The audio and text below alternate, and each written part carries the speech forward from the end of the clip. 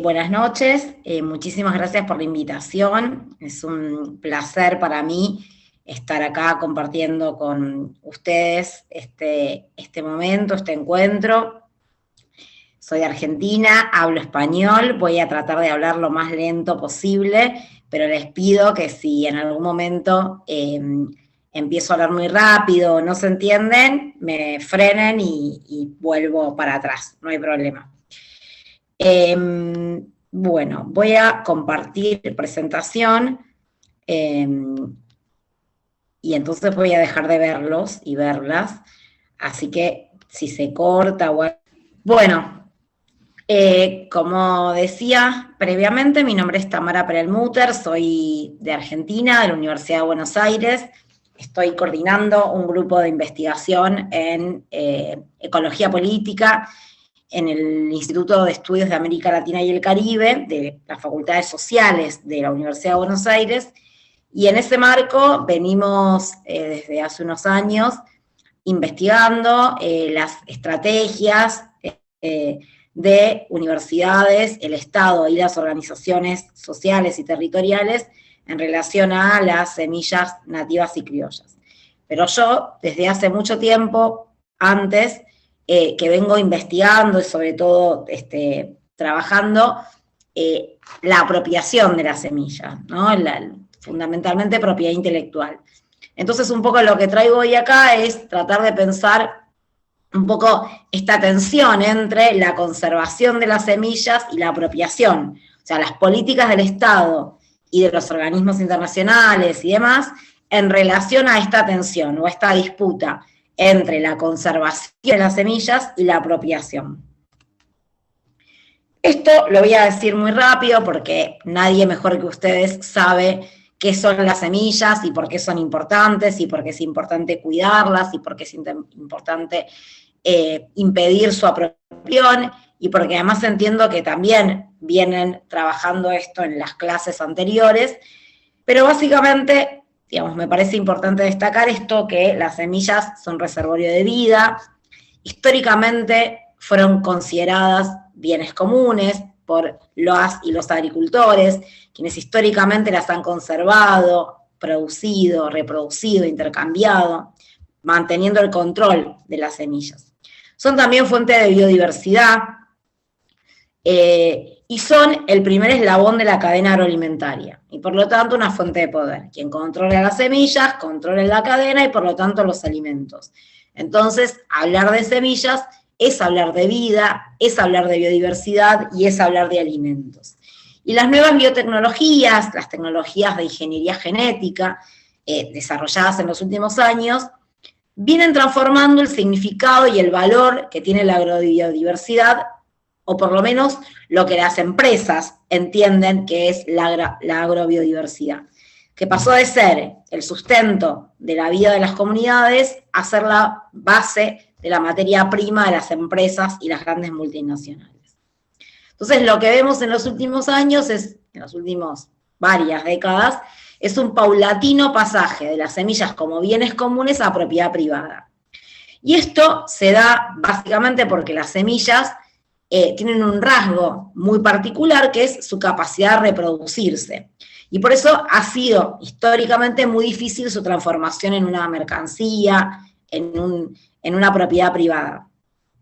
Sin embargo, el capitalismo siempre intentó avanzar también sobre las semillas, también mercantilizarlas, y esto tuvo algunos hitos importantes, las semillas híbridas primero, y luego las transgénicas, que habilitan nuevas formas de apropiación de esas semillas, y hoy podemos decir que las semillas son un punto de interés estratégico para el desarrollo de la agricultura capitalista. Y por eso están siempre, digamos, o vienen estando en el foco de la discusión.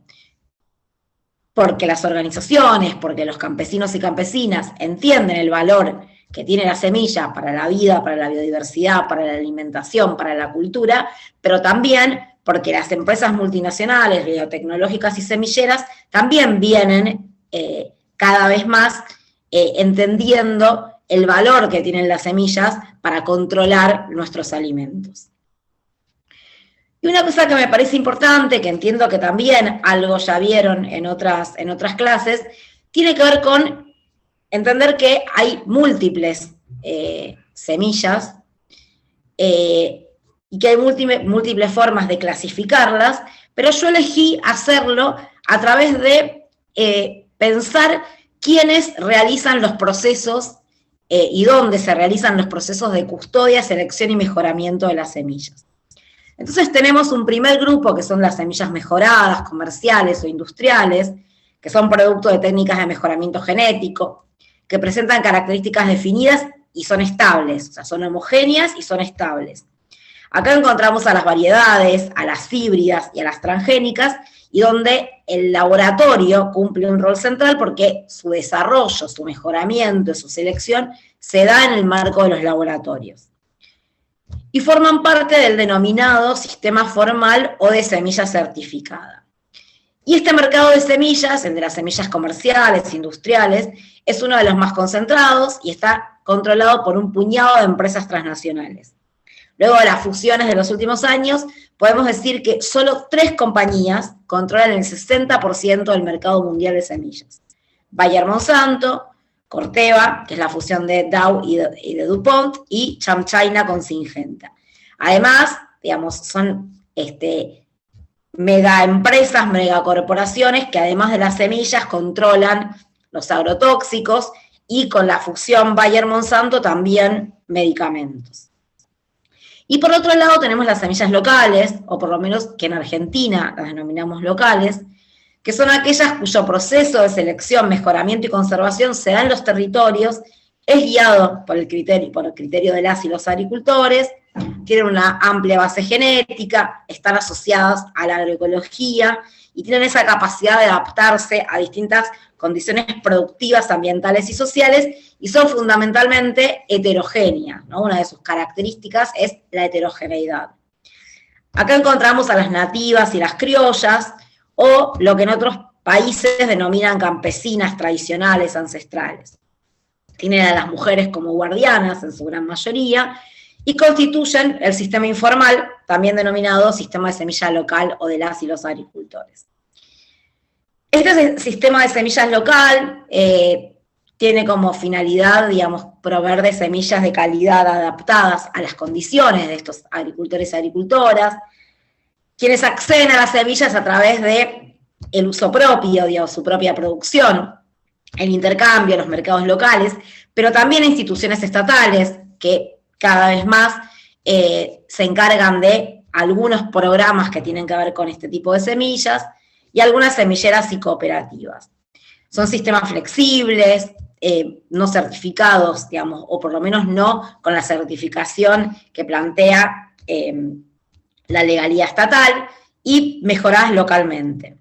Ahora, el carácter colectivo de este sistema no supone que sea completamente desregulado, ¿no? Siguen reglas y pautas consideradas formales bajo cada contexto local. O sea, cada contexto local define cuáles son las reglas y cuáles son las pautas de esta circulación o de estas redes de semillas.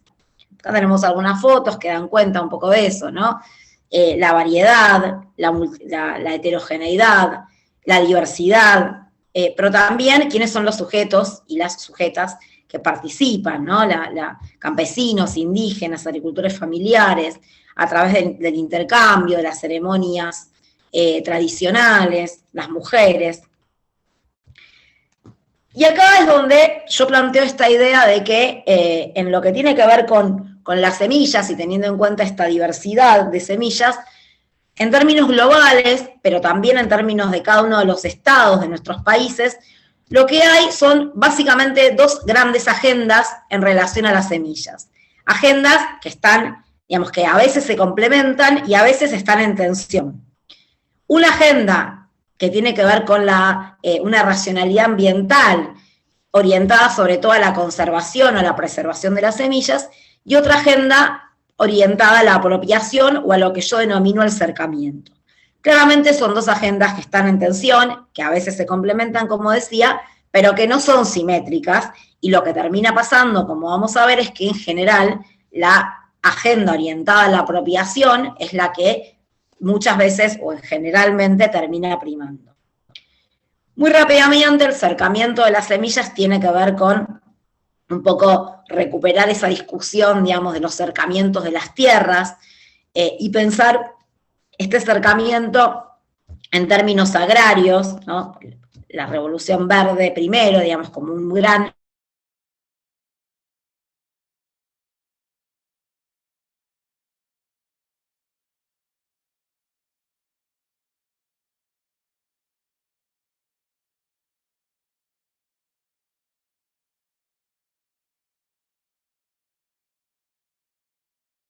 todos esos marcos legales que van acompañando estos procesos de apropiación de semillas. Las leyes de semillas y la propiedad intelectual fundamentalmente. Las leyes de semillas tienen que ver con el sustento jurídico de la Revolución Verde, se implementaron a mediados del siglo XX en el contexto de la Revolución Verde, y en general tienen que ver con reglamentaciones en torno a la regulación de la comercialización de las semillas. Esto es, qué materiales pueden venderse en el mercado y bajo qué condiciones. Por lo tanto, digamos, lo que rige o lo que está por detrás de las leyes de semillas es el registro y la certificación. Las leyes de semillas cumplen un rol central en el vínculo entre los tipos de semillas. Porque para la inscripción de las variedades o de las semillas en los catálogos oficiales que exigen las leyes de semillas, se piden ciertos criterios, requisitos como la homogeneidad y la estabilidad. Y esto es obligatorio para la comercialización. Y esto excluye a gran parte de las semillas locales que no cumplen con estos parámetros. Entonces, las leyes de semillas fundaron un poco esta diferenciación. Por un lado, las mejoradas, que son las que pueden demostrar homogeneidad y estabilidad, y que ingresaron al sistema formal, y las locales, que fueron encasilladas como atrasadas o marginales y relegadas al sistema informal. Pero en paralelo a la aparición de las leyes de semillas, también aparece o se desarrolla una forma particular de propiedad intelectual orientada a las semillas, que es el derecho del obtentor, que es una forma de propiedad intelectual sui generis, orientada solo a las semillas, que tiene que ver con quien desarrolla alguna mejora a una semilla. Los requisitos son muy parecidos a los que vimos con la ley de semillas: novedad, distinción, homogeneidad y estabilidad. Y está regulada por la UPOV, que supongo que ya la deben conocer, la Unión para la Protección de Obtenciones Vegetales, que hoy en día tiene dos grandes tratados en vigencia. La UPOV 78, que contempla las excepciones al obtentor, y lo que se conoce como el derecho de los agricultores, que básicamente lo que permite es el uso propio. Es que los productores y productoras puedan hacer uso de algo tan básico como poder guardar semilla y volverla a resembrar sin tener que pagar regalías. Por otro lado, tenemos las patentes de invención, ¿no? Teníamos el derecho del obtentor y están las patentes, que son otorgadas a quien realiza una invención. Por lo tanto, históricamente no podían ser otorgadas a las semillas porque no son patentables las cosas que no son invenciones o manufacturas. Los requisitos son la novedad, la actividad inventiva, la aplicación industrial y la suficiencia de la descripción. Ahora, ¿qué pasa con la aparición de la biotecnología, con la aparición de la ingeniería genética, de la posibilidad de modificar los genes? Esto, a partir de los años 80, habilita la posibilidad también del avance de la propiedad intelectual sobre distintas formas de vida y puntualmente sobre las semillas. Por lo tanto, hoy en día, en muchos países, Argentina es un caso particular porque eso está, digamos, constantemente en discusión, pero en términos generales, las patentes hoy han avanzado sobre las semillas, pero son válidas solo para las transgénicas, porque lo que se patenta son las semillas transgénicas. A partir de los 90, entonces, estos caminos que venían por separado, ¿no? Por un lado, la propiedad intelectual, por el otro lado, el derecho del obtentor, a partir de los 80 empiezan a cruzarse y en el 91 hay dos acontecimientos muy importantes, que es la modificación de UPOV, donde se recortan las excepciones, sobre todo la excepción al uso propio, al derecho de las y los agricultores, permite la doble protección, la protección por derecho de obtentor y por patente, y avanza sobre la cosecha. Y en el 95 se aprueba, entra, digamos, en vigencia la OMC, la Organización Mundial del Comercio, que tiene un tratado específico sobre propiedad intelectual, que habla sobre las semillas, y por lo tanto, a partir de acá, la propiedad intelectual aparece como parte de la agenda del libre comercio, y las semillas entran también dentro de esa discusión. Y todo eso va a dar un pasito más con los tratados de libre comercio, que su gran mayoría, o sea, todos incorporan capítulos de propiedad intelectual y todos avanzan cada vez un poquito más sobre las semillas. Y básicamente los últimos, que están hoy en discusión, lo que tienen es lisa y llanamente una imposición a adherir a UPOV 91.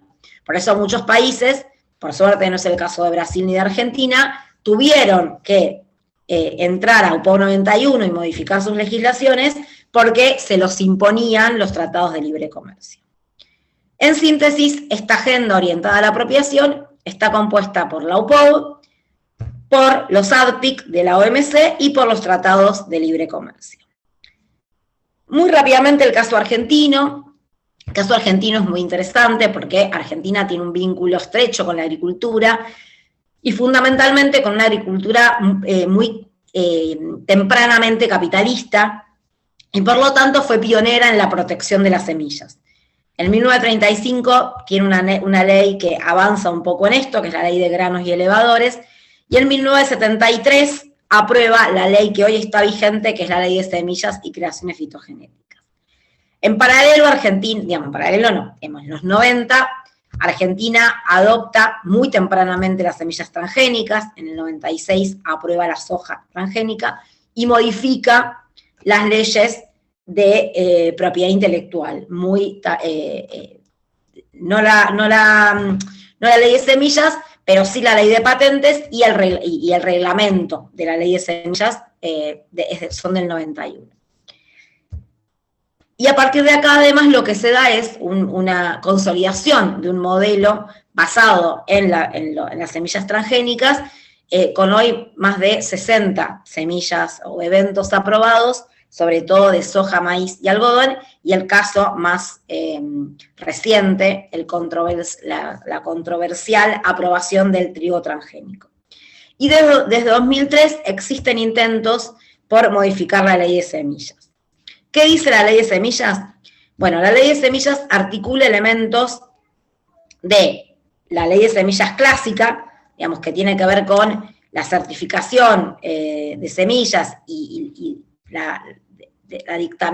designar qué semillas pueden ser producidas y comercializadas y cuáles no, pero también tiene la protección del derecho del obtentor. O sea, en una misma ley tiene las dos cosas. Y contempla las dos excepciones del UPOV 78, en el artículo 27, el derecho de los agricultores, y en el 25, de los fitomejoradores. Todos los intentos por modificar la ley de semillas estuvieron sobre todo orientados a cercenar el uso propio. Tenían más elementos, pero el punto crítico y lo que hizo que no pudiera avanzar la modificación fue básicamente el uso propio.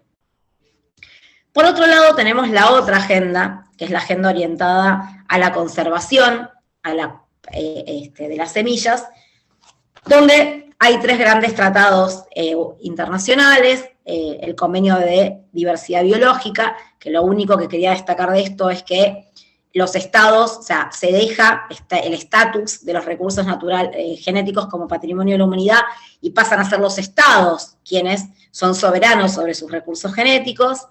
El Tratado Internacional sobre Recursos Fitogenéticos para la Alimentación y Agricultura, el TIRFA, que establece un sistema multilateral de acceso a los recursos fitogenéticos y también contempla los derechos de las y los agricultores.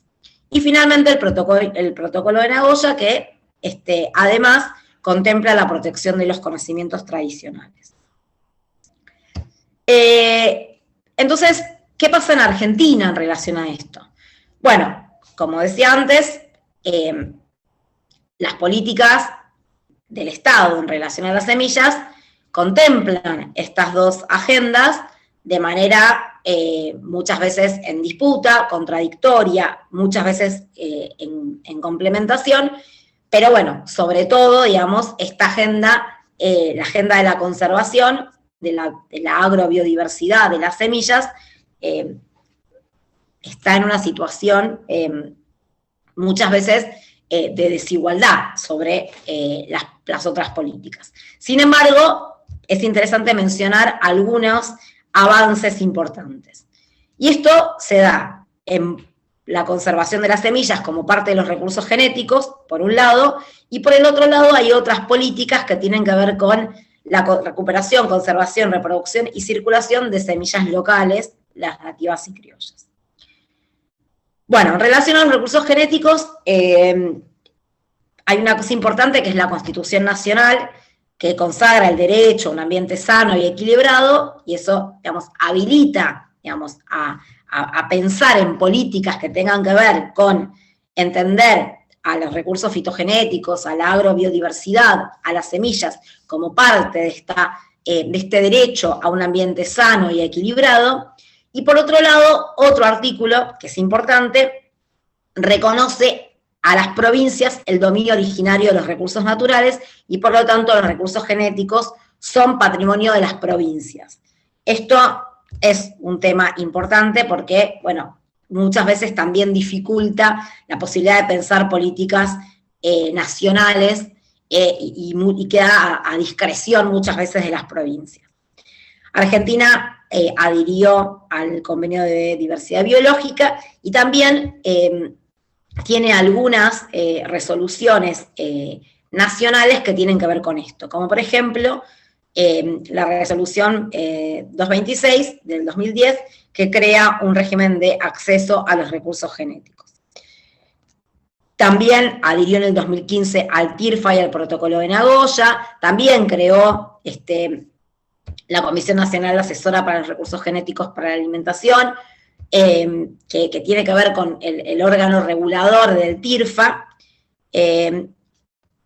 Y acá también lo interesante es que el TIRFA depende de un ministerio, que es el de Agricultura, Ganadería y Pesca, y el convenio de biodiversidad y el protocolo de Nagoya del Ministerio de Ambiente. Entonces, muchas veces también hace dificultosa la posibilidad de articulación entre políticas que en teoría apuntan a lo mismo. Y en relación a las políticas o los debates en torno a la recuperación, conservación, reproducción y circulación de semillas nativas y criollas, en términos de legislación, hay una ley que es del 2014, pero que ha sido recientemente reglamentada, que es la Ley de Reparación Histórica de la Agricultura Familiar para la construcción de una nueva ruralidad en la Argentina, que es una ley que recupera gran parte del debate de las organizaciones campesinas e indígenas en la Argentina, tiene que ver con políticas vinculadas con tierra, con territorio, con arraigo rural, y tiene todo un capítulo orientado a las semillas nativas y criollas. Reconoce expresamente la importancia de las semillas nativas y criollas y crea la figura de los ceprocenas, que son centros de producción de semillas nativas y criollas, que en este momento estamos discutiendo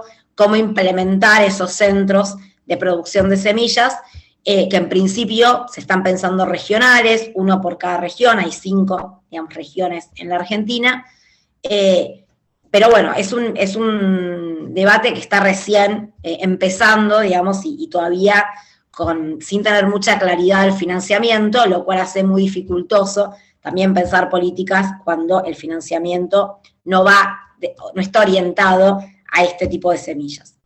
Y también hay algunas políticas más locales. La más interesante es la Ley de Protección de Semillas Nativas y Criollas de Misiones,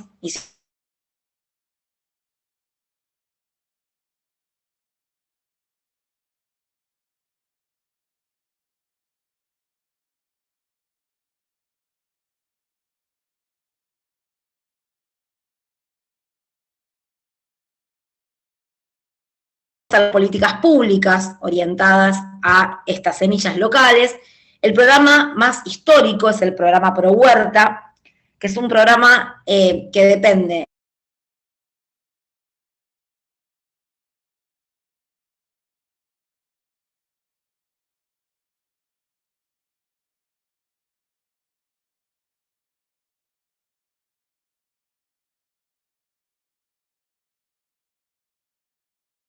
ya varias décadas de funcionamiento. Tâmara, Está orientado sobre todo a la autoproducción de alimentos de licença, familia. ¿Sí? Tâmara, ¿Sí? o teu áudio tá falhando um pouco. Aí teria como tu desligar a tua câmera, que acredito que fique melhor pra gente. Ay, no entendí, perdón. O áudio está Sí. falhando um pouco, Ah, está fallando. cortando. E aí teria como tu desligar a câmera, a imagem, a sua imagem. Me voy a sacar la cámara a ver si Sí. anda mejor. A ver, ¿ahí se escucha mejor? Sim. Bueno, bien. Entonces, decía que el programa Pro Huerta es un programa que tiene ya varias décadas, que está orientado a la autoproducción de alimentos de familias en situación de vulnerabilidad, tanto ámbitos rurales como urbanos, y básicamente lo que se hace es entregar insumos como semillas, plantines, animales de granja y herramientas, más capacitaciones y asistencias técnicas vinculadas con esto. Pero una de las cosas más conocidas del programa Pro Huerta es efectivamente la entrega de los kits de semillas, conocidas como las semillas del Pro Huerta, que son elaboradas sobre todo por la FECOAGRO, que es una federación de cooperativas de semillas de una provincia que es San Juan, que es lo que más desarrollo ha tenido del programa. El programa es un programa que es muy importante, fue muy importante, pero que tiene algunos elementos que son discutidos. Uno de esos elementos es que nunca logró efectivamente la autoproducción de semillas, sino que, digamos, lo que hizo es que muchas veces quienes adquieren ese kit se vuelven dependientes, digamos, piden todos los años el kit de Pro Huerta para la producción de alimentos, y no se logró uno de los objetivos, que era justamente la autoproducción de semillas. Y el otro elemento, digamos, de cuestionamiento es que las semillas son desarrolladas todas en la misma provincia y que entonces no tienen en cuenta la heterogeneidad, la adaptación a cada uno de los climas, de los suelos, digamos, de las ecorregiones que tenemos en la Argentina. En el 2020 lanzamos, y lo digo en primera persona porque yo participo de ese programa, el programa Semillar, que es un programa de la Secretaría de Agricultura Familiar Campesina Indígena, que tiene como objetivo asegurar el acceso a semillas nativas y criollas de calidad, adaptadas al ambiente, y la recuperación de la agrobiodiversidad, a través del abastecimiento, creación y o fortalecimiento de sistemas de rescate, mejoramiento, multiplicación e intercambio de semillas nativas y criollas. Básicamente, acá, digamos, los tres grandes objetivos son recuperar y multiplicar la diversidad biológica, garantizar y facilitar el acceso a semillas nativas y criollas, y revalorizar el rol de las agricultoras y agricultores en la multiplicación, conservación de semillas, cultivando diversidad. Y un poco uno de los objetivos que nos planteábamos con este programa tenía que ver con tener en cuenta esto, que se le cuestiona un poco al Pro Huerta, que es la centralidad, digamos, que se producen todas en la misma región. La idea entonces es tender a la descentralización. Por eso los CEPROSENAS van a ser descentralizados, uno en cada región, donde cada región pueda producir y autoproducir las semillas que son adaptadas a cada una de las necesidades locales y territoriales. El programa, si bien está aprobado, todavía no tiene financiamiento propio, entonces, igual que pasa con la Ley de Agricultura Familiar, bueno, eso dificulta mucho la capacidad de política que se puede tener. La idea es poder abastecer de semillas a las organizaciones y a los productores y productoras a través de la producción de los semprocenas, pero también fortaleciendo lo que ya se está haciendo en los territorios. Para eso hicimos un relevamiento, estamos desarrollando proyectos en cada una de las provincias para poder financiarlas, incentivar las ferias de intercambio de semillas, reconocer a guardianas y guardianes, distintos elementos en articulación, y acá lo puse para que puedan ver que, digamos, no sé si los conocen, pero son distintos organismos públicos del Estado nacional que hoy articulan en este programa, digamos, porque un poco la idea es tender a potenciar lo que ya existe y no empezar de cero. Bueno, con esto quería marcar como los dos programas más importantes que hay hoy en Argentina en relación a las semillas nativas y criollas, algunas de las políticas vinculadas con los recursos fitogenéticos, con la protección de los recursos fitogenéticos, teniendo en cuenta esto que yo decía al principio, ¿no? Que hay dos grandes agendas en términos globales que también se dan a nivel de los estados, y que estas agendas están todo el tiempo en tensión y en disputa, porque, bueno, lo que hay también son disputas en relación a la apropiación de las semillas. Y para terminar, quería, digamos, destacar esta idea de que también lo que hay es cada vez más activismos en torno a las semillas, activismos que se dan vinculado a todas esas acciones que se oponen al cercamiento y a la apropiación de las semillas y que defienden los derechos colectivos e individuales a las mismas, y donde agricultores familiares, campesinos e indígenas están en la primera línea de estas luchas, porque son quienes no dependen del mercado de semillas o en gran medida del sistema formal de semillas, y donde las semillas son su sustento de vida. Y además se les niega, a partir de distintas políticas que ya vimos, el derecho a guardar e intercambiar semillas, y también pueden ser muchas veces procesados por infringir los derechos de propiedad intelectual. Estos activismos muchas veces son jurídicos o legales, son defensivos, digamos, que tiene que ver con acciones para revertir los avances del cercamiento de las semillas. Y acá tenemos un montón de ejemplos: las luchas de Colombia contra la 970, las disputas para la no aprobación de UPOV 91 y los tratados de libre comercio, la demanda colectiva de México, que detuvo la introducción masiva de maíz transgénico, las luchas contra la ley de semillas en Argentina, pero también activismos propositivos, la ley de semillas venezolana, las disputas por otras leyes como la que les mencionaba de Argentina, o también la participación de las organizaciones en la construcción o en el impulso de políticas públicas que avancen en la agenda de la conservación, del rescate y de la defensa de las semillas nativas y criollas, y no en la agenda de la apropiación.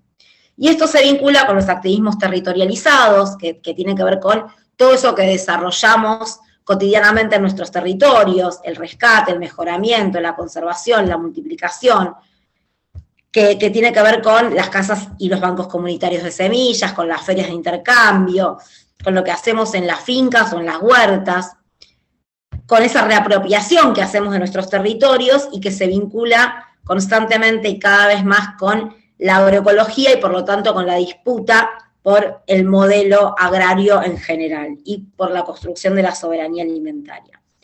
Y con esto sí termino, algunas fotos de estos activismos en defensa de las semillas nativas y criollas, en defensa de la conservación de las semillas nativas y criollas desde los territorios, peleando por políticas públicas y legislación que acompañe estos procesos.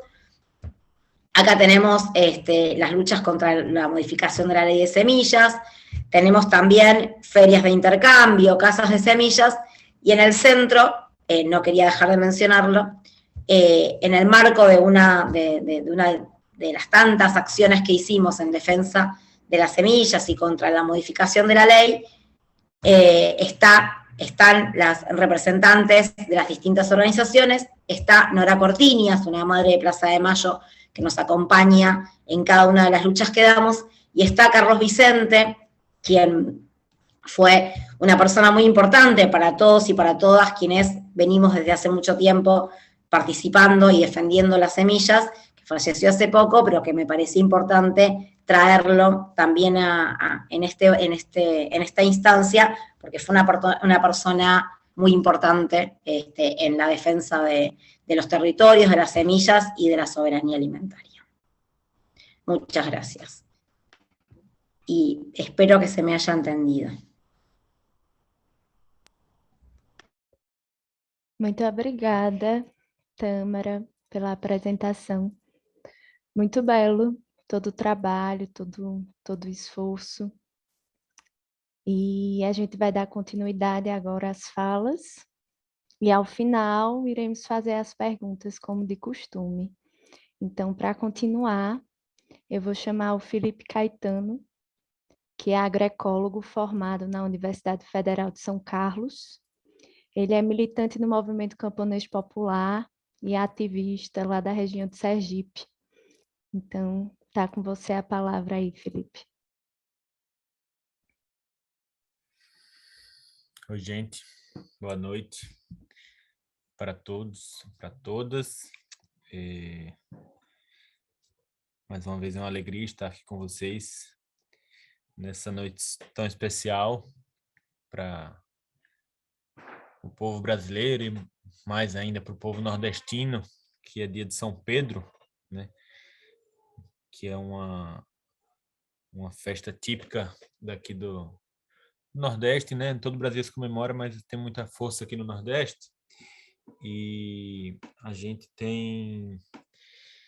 E essa é uma festa que se relaciona muito com a agrobiodiversidade, né? Com a cultura alimentar, com a cultura tradicional dos povos do campo, né? Então, para os que aqui estão resistindo, né? E não estão em alguma fogueira por aí, soltando fogos, assando um milho, né? Fazer esse debate é uma alegria aqui com todos e com todas. Vou colocar aqui a apresentação e a ideia é a gente debater assim um pouco do papel do Estado, né? Acho que era esse o tema da aula, o papel do Estado na conservação e uso da agrobiodiversidade, né?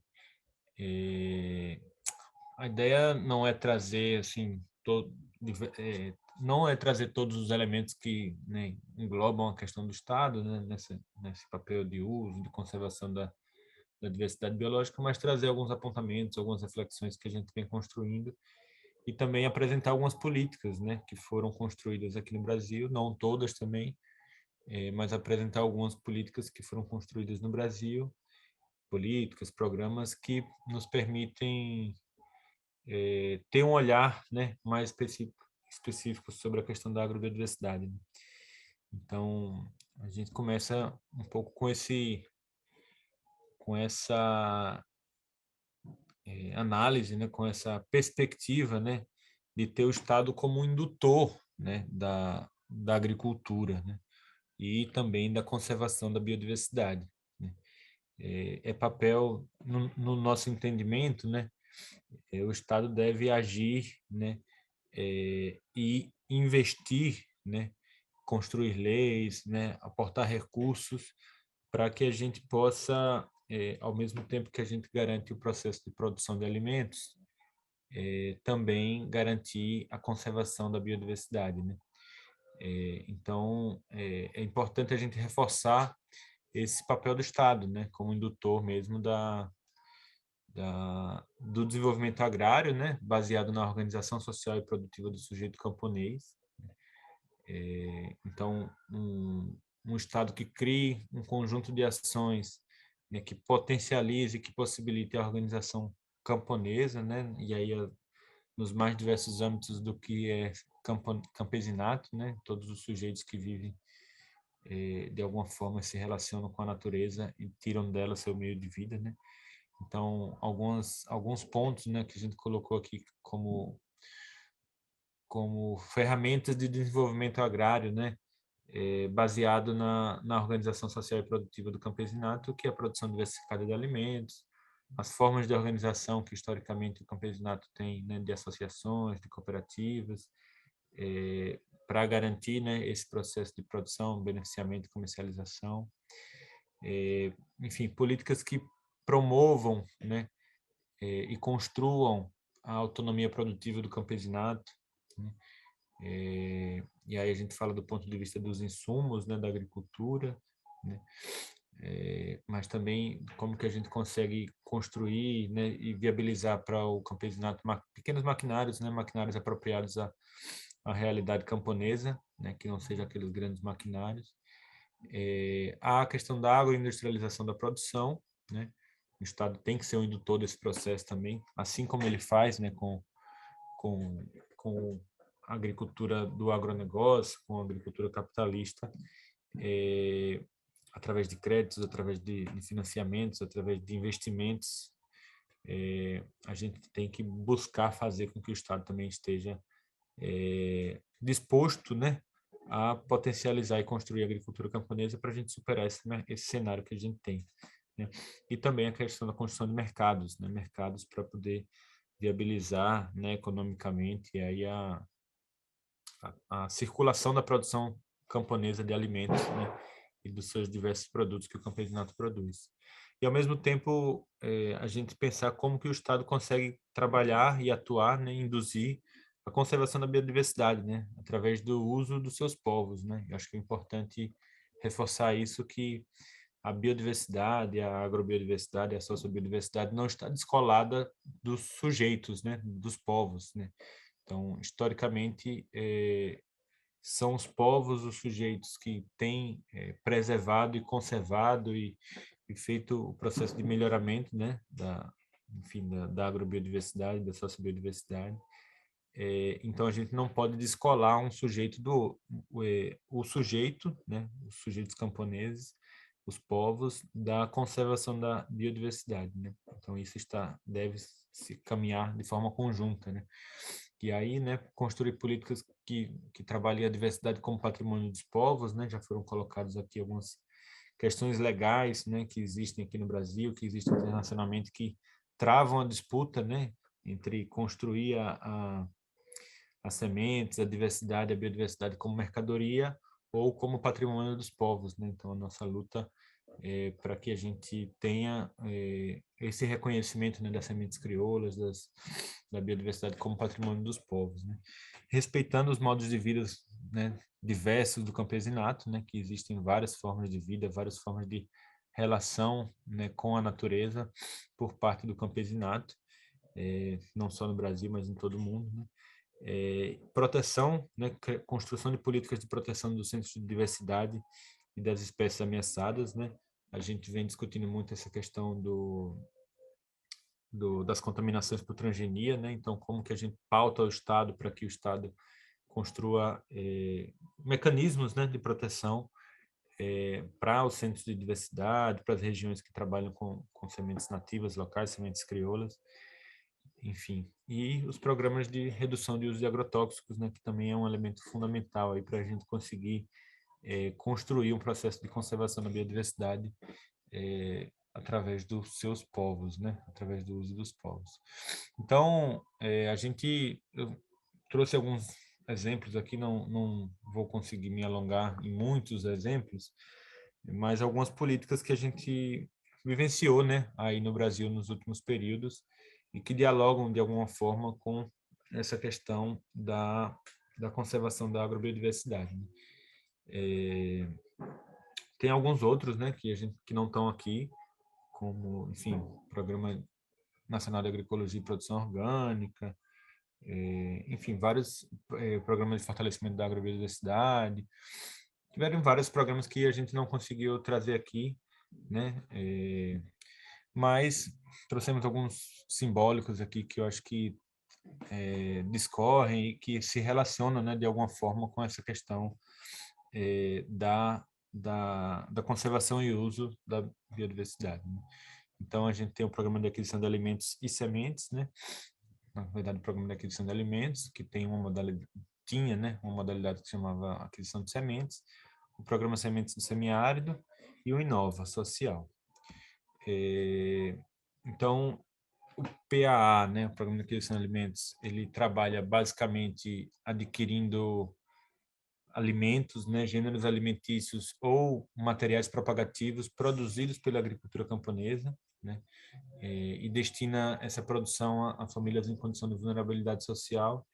É um programa famoso aqui no Brasil, um programa bastante reconhecido pela sua importância e sua capacidade, né, de resolver o problema da fome, de resolver não, mas de amenizar o problema da fome no Brasil, né, onde a gente consegue unir uma política social a uma política agrícola, né. Então, se constituiu a partir do PAA um grande mercado institucional de compra de alimentos produzidos pela agricultura camponesa, né?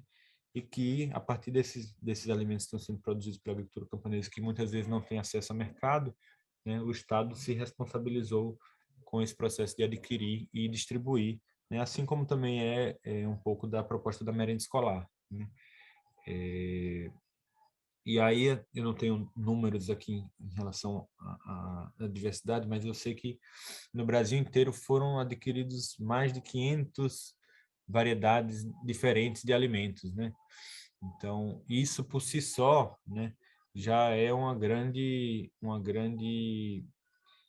instrumento, né, de conservação a partir do uso, né, da biodiversidade. Então, enfim, vários locais aí, várias organizações conseguiram fornecer alimentos que são alimentos tradicionais, alimentos locais que são consumidos naquela região, e a partir disso conseguiu-se, né, fortalecer a produção e o consumo destes alimentos, né? E também o PA atuou, né, com a questão das sementes, né, da aquisição de sementes e distribuição das sementes, né, sejam crioulas ou sejam sementes varietais, né, ou convencionais, como eles chamam, né, mas sempre sementes produzidas pela agricultura familiar camponesa aqui no Brasil, né. Então, a ideia seria a gente trabalhar um pouco mais em torno dessa questão do PA Sementes, né, quais foram as contribuições aí dessa política para, enfim, para a conservação da biodiversidade e para, enfim, fortalecer esse trabalho com as sementes, né. Um breve histórico aí, né? O PA Sementes ele começa em 2003, ainda sem uma modalidade própria, né? Ainda numa fase mais experimental, numa situação de necessidade de recomposição de estoques de bancos de sementes na região do Polo da Borborema, lá na Paraíba, né? E que isso aí funcionou meio que como um projeto piloto, né? Para a execução do programa, né? E algumas organizações lá conseguiram construir esse processo de fornecer essas sementes para serem reconstituídos esses estoques das casas de semente da região, né? E aí o programa foi ganhando corpo, foi se fortalecendo, né? Em 2003 a 2004, de 2004 a 2014, operou através da modalidade chamada doação simultânea, que é a mesma modalidade que opera a doação de alimentos, né? Então, que é uma modalidade, era uma forma com que se conseguia constituir uma série de articulações locais, né? Potencializadas e protagonizadas pelas organizações camponesas nas regiões, né? Então, se construía, né? Uma relação ali direta entre as organizações fornecedoras e as organizações que iriam receber esses alimentos, né, e essas sementes também. E isso foi se constituindo e o programa foi a partir dessa modalidade foi ganhando bastante peso, né, no Brasil.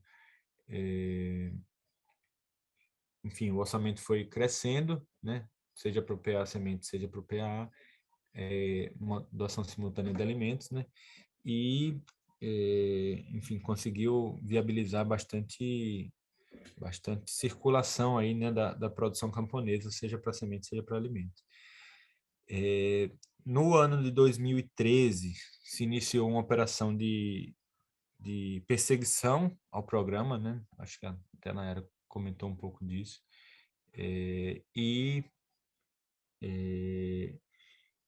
O PA, que tinha essa lógica, né, de construção de circuitos curtos, de construção de relação entre as organizações a nível local, ele foi perdendo um pouco dessa linha, né?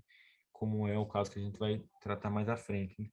E essa Operação Agrofantasma, que foi iniciada e conduzida lá por Sérgio Moro, no Paraná, que investigava, né, possíveis desvios de recursos na compra de alimentos através do PA, e que, na verdade, tudo se descobriu que foi uma grande farsa, né, porque o que acontecia de fato era que agricultores estavam no contrato que eles tinham que fornecer, por exemplo, alface, né, só que eles não tinham produto na época, e aí trocavam por algum outro produto, como pimentão, ou como couve, ou como alguma outra coisa desse tipo, né?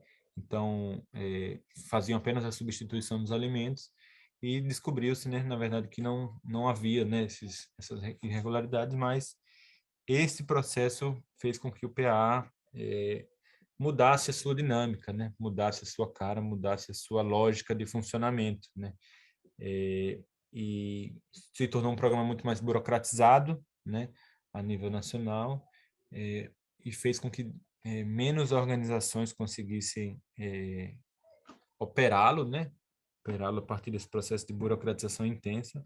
E no campo das sementes, né, criou-se uma modalidade própria, né, uma modalidade própria chamada aquisição de sementes. Isso aqui, esses elementos aqui são colocados a partir de um estudo, né, que foi feito aí por mim e por minha companheira também, a Aline, a partir de uma demanda do GTBio, do Grupo Trabalho e Biodiversidade da ANA, onde a gente fez um estudo, né, sobre a questão do PA sementes no Brasil, e que em breve a gente vai estar lançando aí um documento mais público, né, falando um pouco da importância do PA no Brasil. Mas a gente teve aí algumas questões, né, que são controvérsias que foram surgindo a partir dessa questão da nova modalidade, que eu acho que é importante colocar, né? Antes, como a gente colocava, né, as organizações fornecedoras, elas identificavam na sua região, na sua localidade, as organizações que demandavam receber essas sementes, né? E com a mudança de modalidade, ocorreu um maior subjugamento das organizações fornecedoras às demandas apresentadas pelo Estado, né? Então, agora não seriam mais as organizações produtoras, né, locais que indicariam quais seriam as organizações, né, visualizariam nas suas regiões as organizações que receberiam essas sementes, né? E sim o Estado que diria isso, né? O Estado que indicaria onde que seriam colocadas essas sementes, quais seriam as sementes compradas, quais seriam as sementes distribuídas e etc, né? Então, essa nova modalidade ela acaba passando por essa controvérsia, né? Ela se burocratiza mais, né? Ela começa a solicitar alguns cadastros, né? Alguns cadastros, como esse Cadastro Nacional de Cultivares, né? Que, né, diversas organizações que atuam no campo das sementes fazem críticas, né? Porque, num geral, as sementes crioulas têm alta adaptabilidade e não têm a distinguibilidade, a homogeneidade e estabilidade que as sementes varietais ou as sementes convencionais têm, né? Então, essa lógica de construção de cadastros, de registros da semente, não são muito aplicáveis para as sementes crioulas, porque as sementes crioulas são diferentes do ponto de vista da adaptabilidade dessas características, né, às regiões às quais elas são cultivadas, né? Então, você querer enquadrar uma semente crioula um cadastro ele é um pouco complexo, né? É um pouco questionável porque elas são mutáveis, né? Elas passam por processo de adaptação nos mais diversos ambientes que elas são inseridos, são produzidas, né? Outro fator em relação a essa questão da obrigatoriedade do cadastro de cultivares, né, é a ampliação da burocracia, né?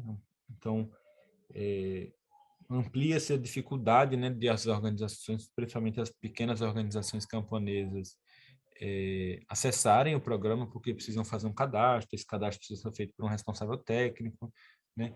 Então, construiu-se aí uma ampliação da burocracia para acessar o programa e também não garantia, né, a segurança dos guardiões das sementes, não garantia que aquelas sementes não constrói mecanismos de construção de garantia de segurança para os guardiões das sementes, né?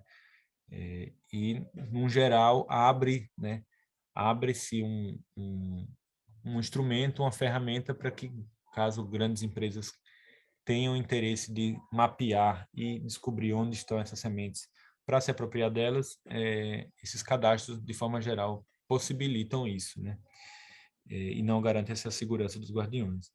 Tivemos alguns outros casos, né, como a necessidade de Renasem, que é o Registro Nacional de Sementes, que pela Lei de Sementes não é aplicável, né, para o programa, enfim, para sementes crioulas, mas foi solicitado durante o período, depois nós conseguimos vencer essa batalha.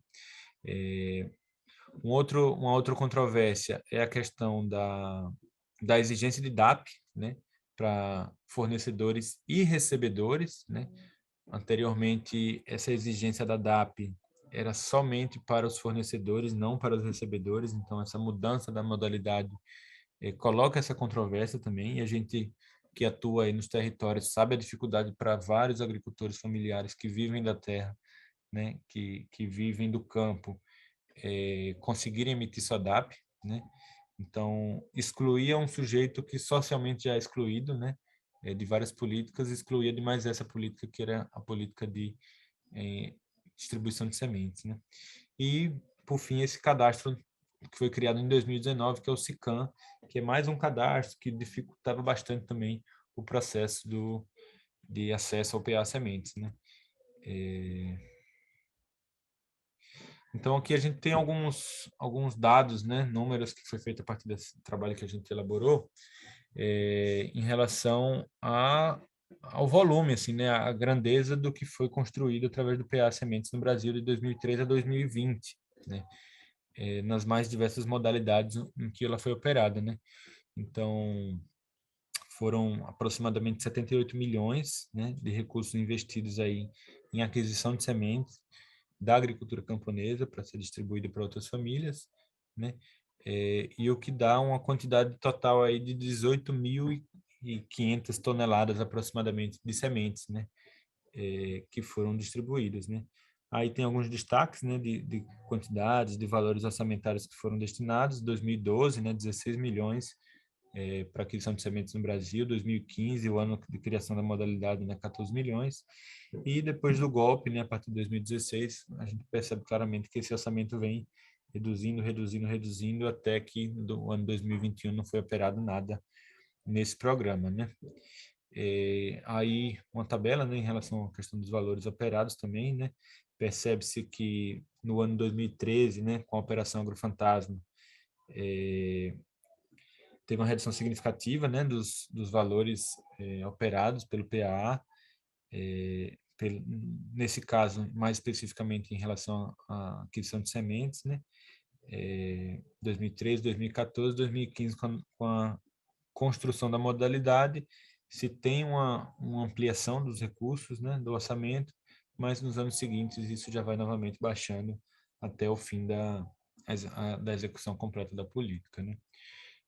Aqui também as quantidades, né, de sementes que foram produzidas e comercializadas pela agricultura camponesa através do programa de sementes, né, do PAA.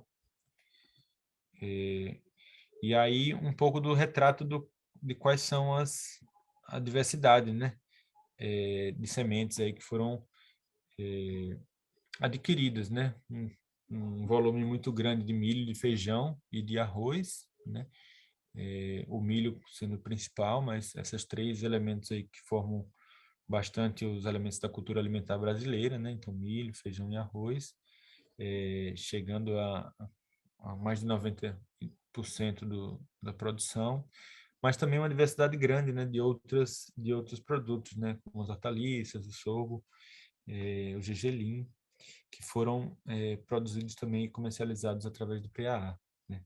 Aqui é um pouco das variedades que foram de milho, né, que foram adquiridas e distribuídas através do PA Sementes, né. A gente percebe aí que tem tanto varietais, sementes varietais, né, mas também uma quantidade significativa de sementes crioulas, de variedades, né? Aquelas pessoas que conhecem as variedades podem procurar aí nessa lista, né? Tem várias variedades crioulas locais que foram comercializadas. Aqui um pouco das variedades de feijão, né? Que foram também comercializadas através do programa. E arroz, né? Aqui o arroz, algumas variedades, algumas varietais, né? E alguns crioulos também. E aqui as sementes de hortaliças, né? Adquiridas através do PA, né? Então mostra uma diversidade bastante grande, né? De sementes que foram produzidas pela agricultura camponesa, né? Então eu acho que talvez o maior legado, né, que o PA Sementes tenha construído e deixado é de tornar o camponês protagonista desse processo de produção de sementes, né? Onde se falava anteriormente que o campesinato não possuía condições, não possuía conhecimento, não possuía estrutura para produzir sementes, o PA Sementes mostrou que o campesinato tem condições, né? Tem condições de fortalecer esse trabalho, de ser protagonista também nesse processo de produção de sementes, né? Então, de 2009 a 2019, foram 64 entidades que atuaram como fornecedores de sementes no PAA, né? Infelizmente, depois da criação da modalidade e aumento da burocratização, esse número diminuiu significativamente, né? A gente teve uma estruturação de entidades, né? Então, isso contribuiu muito com as organizações, essa política, no sentido de conseguir ampliar a sua produção, no sentido de conseguir se estruturar a partir da produção de sementes e da comercialização através do PAA, né? É uma importante política para a construção de autonomia camponesa, né? Porque justamente isso, né, coloca o sujeito social camponês como um sujeito que não vai apenas consumir, né, o que o mercado de sementes formal coloca, né, e nem apenas produzir para si mesmo, mas ele vai produzir para si mesmo e vai também a fazer com que outras famílias camponesas tenham acesso a essas sementes crioulas, sementes varietais. Então, isso de alguma forma contribui, né, na construção da autonomia camponesa, porque depois que aquelas famílias recebem as sementes crioulas, elas já não precisam mais, né, necessariamente ter que estar recebendo sementes todos os anos e nem ter que comprar através do mercado. Foi uma política importante de consolidação do mercado institucional para sementes, né, produzidas pela agricultura camponesa, né, contribuiu na conservação e multiplicação de diversas variedades de sementes crioulas, né. Então, a partir do momento que a gente consegue multiplicar, comercializar, fazer com que essas sementes cheguem na mão de outros agricultores, isso a gente está fazendo uma forma também de garantir a conservação destas variedades, né? E, por fim, né, o PA também incentiva a criação de programas estaduais, né, de aquisição de sementes, de distribuição de sementes crioulas, como tem sido visto aí em alguns estados brasileiros, onde tem sido adquirido sementes crioulas, né, para ser distribuídas para os agricultores nas regiões e nos casos de necessidade, né. Um outro programa, né, ocorrido aqui no Brasil, acho que é importante ressaltar, o Sementes Semiárido, né, que é um programa que foi protagonizado pela ASA, Articulação do Semiárido Brasileiro, onde construiu diversas casas e bancos de sementes comunitários em todo o Nordeste brasileiro, em todo o semiárido, né? Então, como que era feito, né, como é que era conduzido esse trabalho, né? As famílias eram cadastradas, né? As famílias que, de alguma forma, tinham relação com bancos e casas de sementes comunitárias. Construía-se um processo de capacitação técnica, né, para a gestão dos bancos de sementes, gestão dos estoques, gestão comunitária, né? O próprio trabalho de multiplicação, né, e de seleção, de melhoramento das sementes crioulas, né, e a formação de um comitê gestor aí de cada banco e casa comunitária de sementes. Eram construídas diversas visitas e intercâmbios, e a implantação, né, dos bancos e casas de sementes comunitárias e, por fim, a sistematização das experiências das comunidades, né? Então, foram construídas no semiárido brasileiro 859 bancos ou casas comunitárias de sementes, né? Inúmeras variedades de sementes crioulas sendo armazenadas e multiplicadas em todo o semiárido, né? Então, isso possibilitou, através de uma política pública, né, viabilizada, acho que, se não me engano, através do MDS, em parceria com o MDA, essa conservação, né, e essa multiplicação aí de diversas variedades, tendo o camponês como sujeito central, né, deste processo, né, e potencializando, possibilitando a organização social popular, né, dos camponeses e camponesas em torno da garantia da autonomia das comunidades camponesas, né. Então, as famílias camponesas passaram, né, a se organizar em torno dessa questão do banco de sementes, né, de como que a comunidade garante a sua autonomia através dessa estrutura de estoques que foram criadas em várias cidades aí da região semiárida brasileira, né? E, por fim, né, dentro dos exemplos colocados, a questão do Inova Social, que é um programa financiado pelo BNDES, conduzido pelo Embrapa, em parceria com diversas organizações sociais nas diversas regiões do país, né? Que é um programa que tem buscado construir, fortalecer e apoiar as experiências, né, com a produção de sementes crioulas, né, e sementes crioulas agroecológicas, né, estruturar casas de semente e unidades de beneficiamento de sementes e dos subprodutos, né, das sementes crioulas em várias regiões do país, acompanhamento técnico, melhoramento participativo, articular organizações e redes que atuam com sementes crioulas e dialogar com a sociedade a importância das sementes crioulas para a produção dos alimentos saudáveis, né? Então, esse é um projeto que está parado, né, pelo que a gente sabe, mas foi uma construção aí antiga já, mas que se iniciou já depois do golpe de 2016 e durante vários momentos o projeto caminhou, parou e não conseguiu ainda finalizar, mas é um projeto que tem contemplado aí algumas organizações sociais e fortalecido esse trabalho com as sementes a partir de parcerias públicas, né, com as organizações populares, né.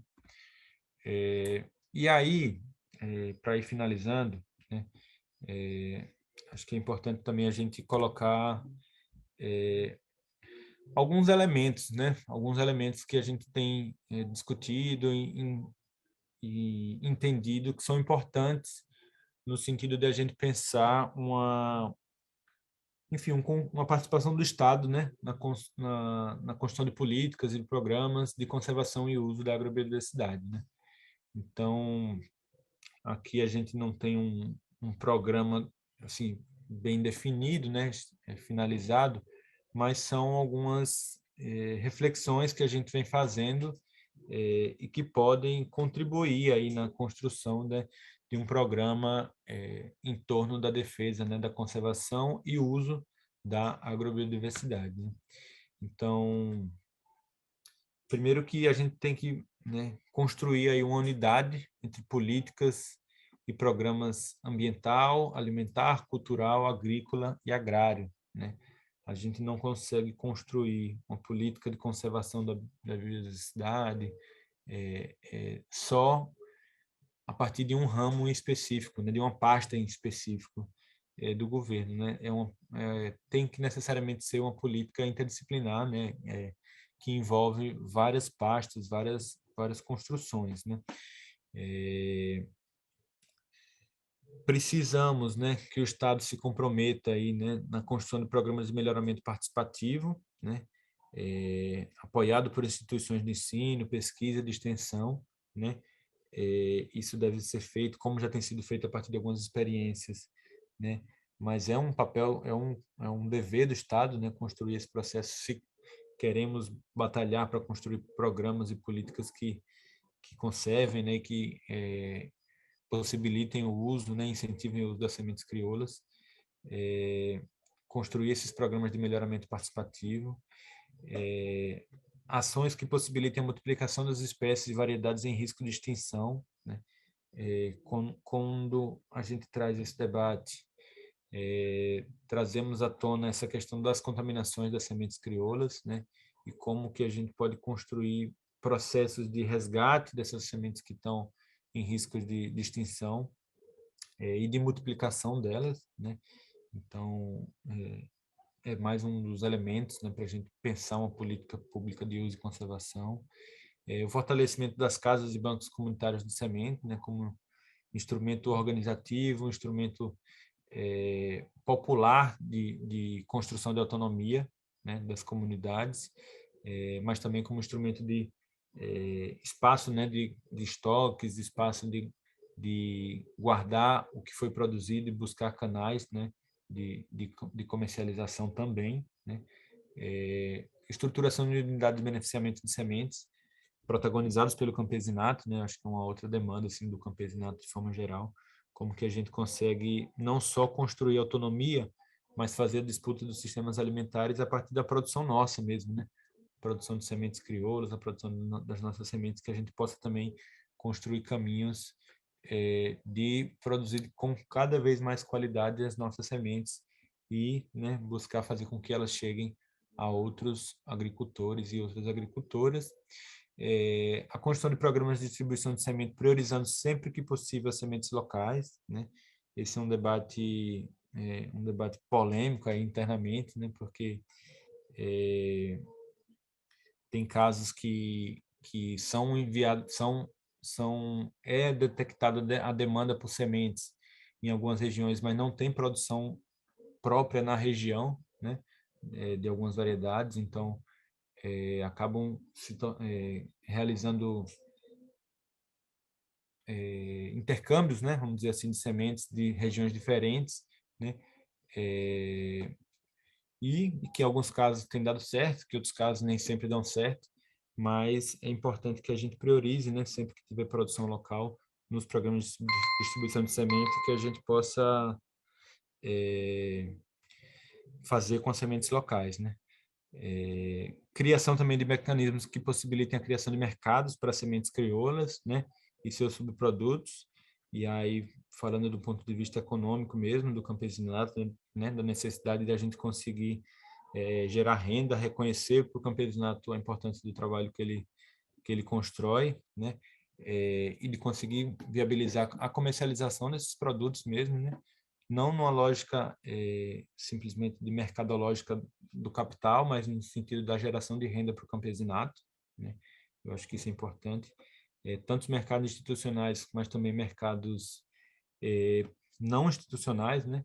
A gente tem tido algumas experiências nesse sentido a partir tanto das sementes crioulas quanto dos subprodutos. A questão da realização dos testes de transgenia, né, de contaminação por transgenia, e aí colocar a importância do Estado se envolver nesse processo, né? Acho que é urgente e necessário que esses testes de contaminação por transgenia se tornem uma política pública dentro do Estado, que não seja só conduzido e feito pelas organizações camponesas, mas que seja de fato uma política pública, né?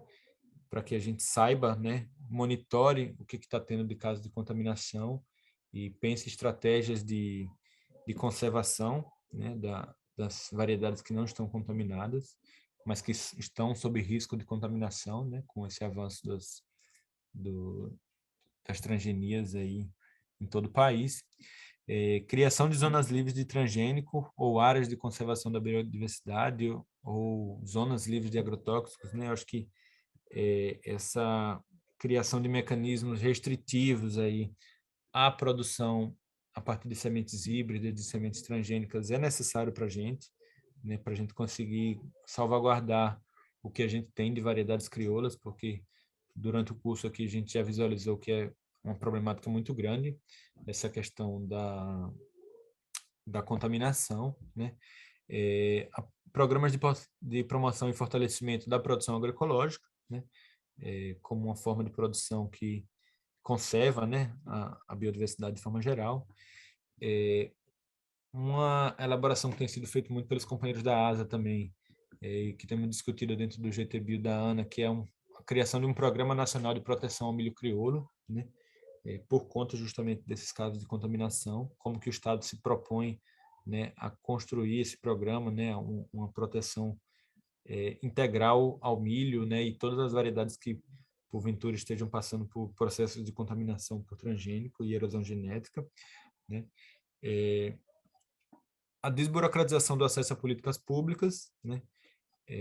Como a gente já discutiu um pouco em relação ao PAA, né, e como ele foi se burocratizando e excluindo diversos sujeitos, e a abertura dos bancos de hemoplasma da Embrapa para resgate das variedades perdidas, né, que é uma pauta histórica também das organizações,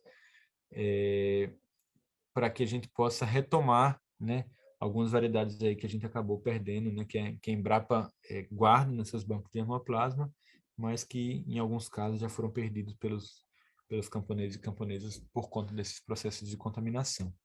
Por fim, companheirada, queria colocar 3 desafios aí para a gente, né, em torno dessa questão, né, de reforçar o Estado aí como importante sujeito, né, nesse papel, nessa luta em torno da conservação e uso da agrobiodiversidade, né? Primeiro desafio nosso é como que a sociedade reconhece o papel do campesinato, né, nesse processo de conservação e uso, né? Historicamente é o campesinato que resguarda, né, que salvaguarda a nossa biodiversidade, e que a partir disso consegue garantir a produção de alimentos, né? Então acho que é um desafio constante e permanente nosso, esse diálogo com a sociedade para que sejamos reconhecidos como esses sujeitos que produzem e conservam e melhoram as variedades existentes, né? Segundo desafio é como que a gente luta, né, pela retomada da democracia no nosso país, né? E aí necessariamente isso passa pelo processo eleitoral, pela retirada do Bolsonaro da presidência, né?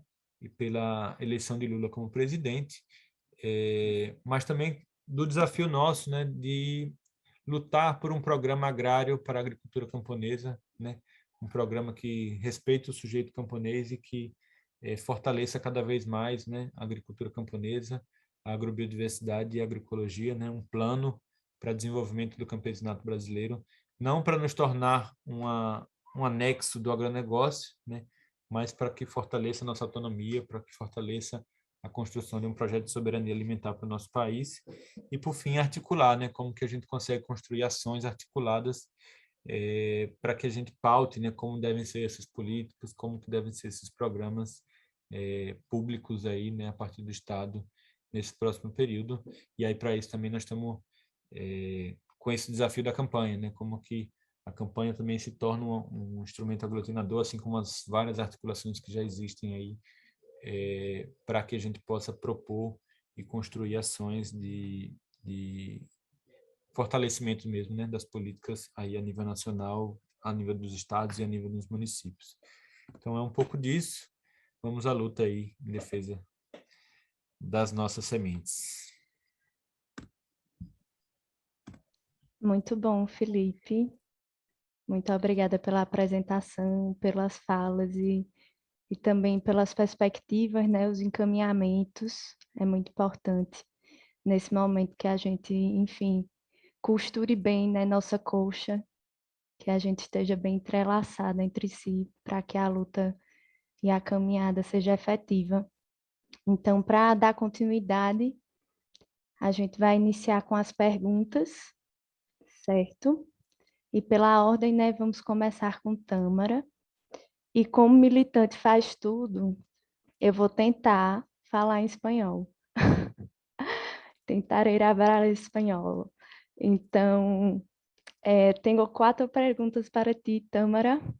Hecho en chat. Django Veloso habla. Buenas noches. Sabes que a agenda de apropriação e mercado tem muito mais poder econômico e político.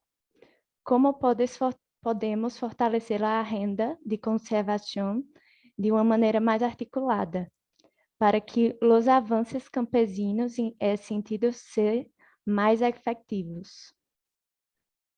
Compreende? Flávio Ramos.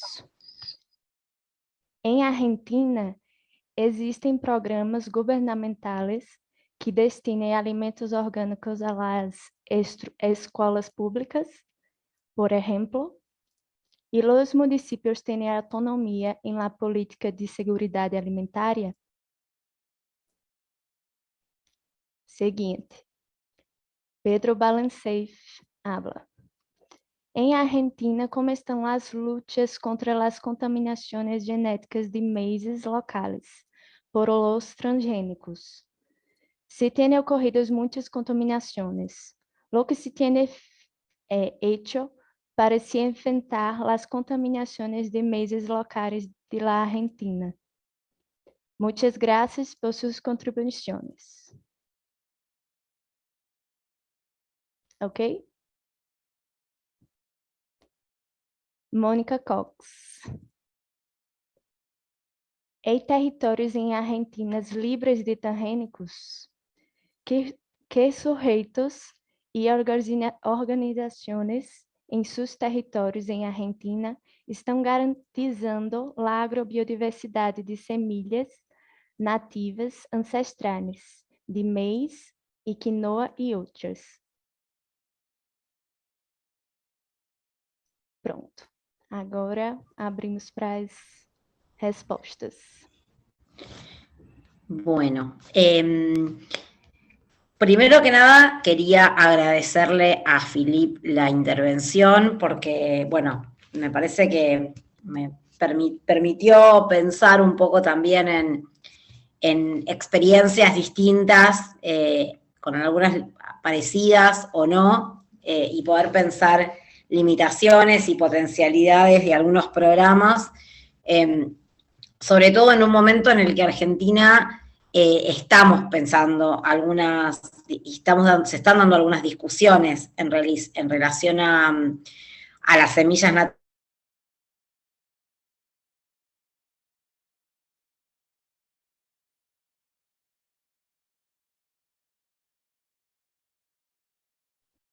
Tâmara, licença. No escuchamos. Me voy a sacar la cámara por la conexión. Que me parece interesante, bueno, nada, poder poner a dialogar entre distintos países que en parte son distintos, pero que tienen muchas discusiones parecidas, sobre todo en lo que tiene que ver con el avance de los transgénicos. A ver, algunas cosas que me preguntaron. Las voy a contestar desordenadas, perdón. Territorios libres de transgénicos que me preguntaba Mónica, sí hay pocos, básicamente creo que son 3, no sé si hay alguno que no esté teniendo en cuenta. San Marcos Sierra en la provincia de Córdoba, El Bolsón en la provincia de Río Negro y Villa de Merlo en San Luis. Son los que tengo yo identificados, quizás se me esté pasando alguno de los últimos años que no recuerde, pero básicamente son esos 3, son territorios muy chiquitos, digamos, en términos de dimensiones, y en general lo que más hay en Argentina, un poco también respondiendo a la pregunta vinculada con las luchas contra las contaminaciones del maíz genéticamente modificado, en Argentina en general lo que más hay vinculado con las luchas contra los transgénicos, que yo, digamos, las englobo dentro de estos activismos en defensa de las semillas, son fundamentalmente luchas vinculadas contra los procesos de contaminación por agrotóxicos, directamente, digamos. No tanto en términos de la contaminación del maíz, digamos, quizás porque la envergadura del maíz no es tanta, digamos, en proporción o en relación a la soja, Pero sí lo que hay, y cada vez más, son pueblos que se organizan en relación a la contaminación por agrotóxicos, sobre todo el glifosato, vinculado con la soja transgénica, pero no solamente. Eso es quizás hoy la cara más visible que tenga la lucha contra los transgénicos. Eso sí, digamos, hay cada vez más, y hay cada vez más municipios que tienen ordenanzas que regulan la distancia del uso de agrotóxicos. En Argentina no hay ley nacional, entonces eso también es una dificultad.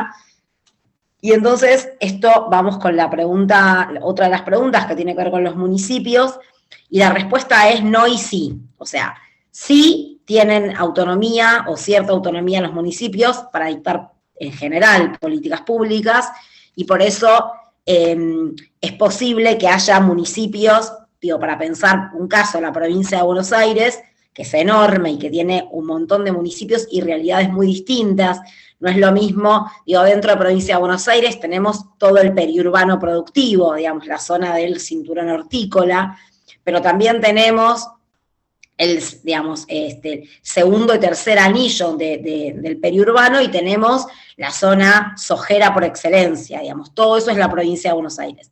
En ese marco hay municipios, digamos, muy, que tiene que ver con procesos de lucha internas de cada uno de los municipios, de luchas sociales, pero también de disputas políticas, que lograron tener ordenanzas que regulan el uso de agrotóxicos o, digamos, la distancia de las fumigaciones, pero también hay varios, y cada vez más, no solo en provincia de Buenos Aires, en Santa Fe, en Entre Ríos, en Córdoba, municipios que tienen ordenanzas de fomento de la agroecología.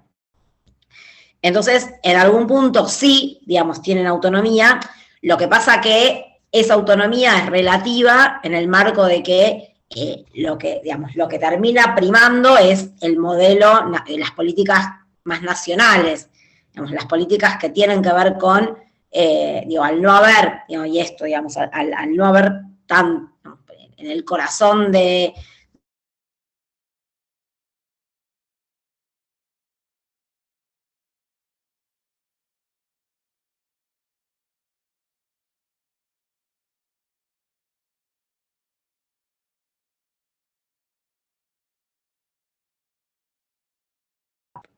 fomento de la agroecología, pero en territorios donde sigue habiendo transgénicos. Entonces, esto es, como yo decía al comienzo, bueno, parte de esta misma tensión y contradicción, ¿no? Un Estado que tiene políticas que fomentan el agronegocio, fomentan los transgénicos. Hace muy poco se aprobó el trigo transgénico, con todo lo que se implica para un país como Argentina, que tiene al trigo como uno de sus principales alimentos de consumo interno.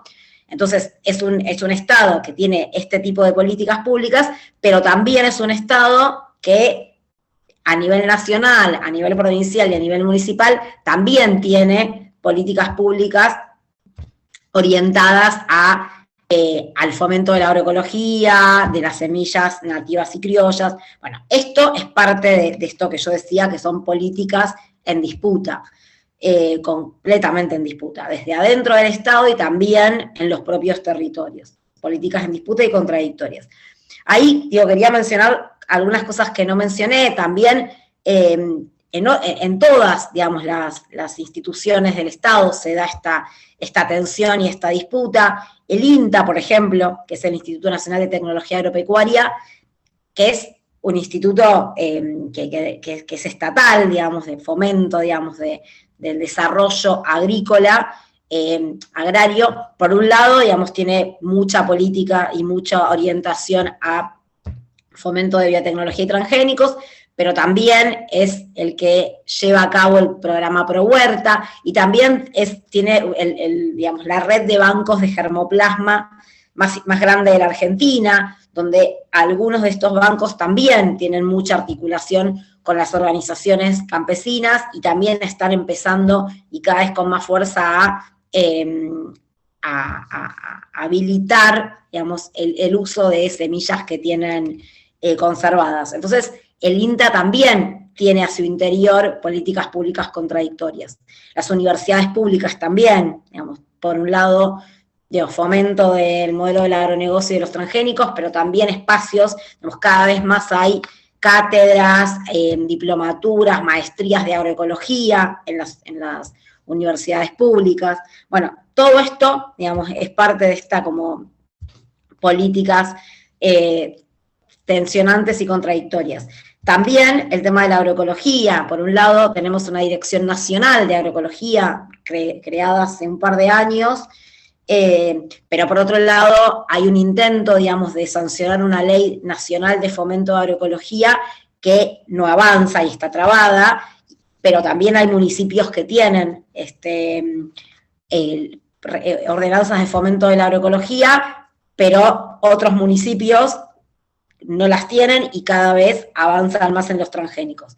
Bueno, todo esto, digamos, es parte de este modelo, digamos, o de estas agendas en tensión en un Estado que, digamos, si uno, digamos, tiene que mirar más globalmente, tiene una política claramente más a favor de los agronegocios y de las semillas transgénicas que de las otras. Sin embargo, lo otro también existe, y me parece que el desafío es esto que preguntaban al principio, cómo hacer para que esta agenda sea la que prevalezca. Bueno, ahí me parece que Philippe también dio muchas puntas sobre por dónde pensar. A mí me parece que es importante, bueno, generar todos estos espacios de articulación, de visibilización. Ahí preguntaban también cuáles son los sujetos y organizaciones.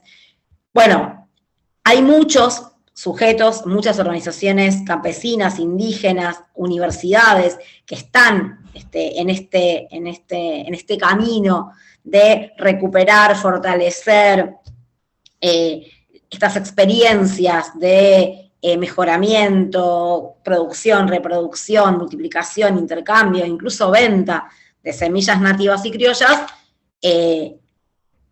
pero todavía, por lo menos en el caso de Argentina, están muy invisibilizadas y muy desarticuladas. Uno de los desafíos que nos propusimos con el programa Semillar es justamente eso, digamos, lograr que se visibilice todo lo que ya se está haciendo, que se articule y que se potencie mediante financiamiento, que bueno, es como todavía el gran desafío que tenemos, es, bueno, conseguir que este financiamiento efectivamente llegue a los territorios, llegue a donde tiene que llegar, con algunos debates que están abiertos. También, digamos, Philippe algunas cosas planteaba.